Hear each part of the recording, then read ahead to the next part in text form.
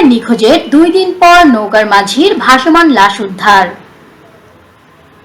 ব্রাহ্মণবাড়িয়ার নবীনগর পশ্চিম ইউনিয়নের চরলাপাং মেঘনা নদী থেকে মঙ্গলবার সকালে নিখোঁজের 2 দিন পর হিল্লাল হোসেন, যার বয়স 37 নামের এক নৌকা চালকের ভাসমান লাশ উদ্ধার করেছে নবীনগর থানার পুলিশ।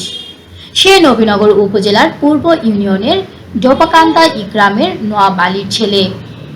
এলাকাবাসী ও পুলিশ সূত্রে জানা যায়, গত 6 অক্টোবর সন্ধ্যায় হিল্লাল হোসেন 2 জন যাত্রী নিয়ে দুর্গারামপুর যায়। সেখান থেকে না ফেরার কারণে নিহত হিল্লাল হোসেনের স্ত্রী শিউলি আক্তার বাদী হয়ে 7 অক্টোবর নবীনগর থানায় অভিযোগ দাখিল করেন।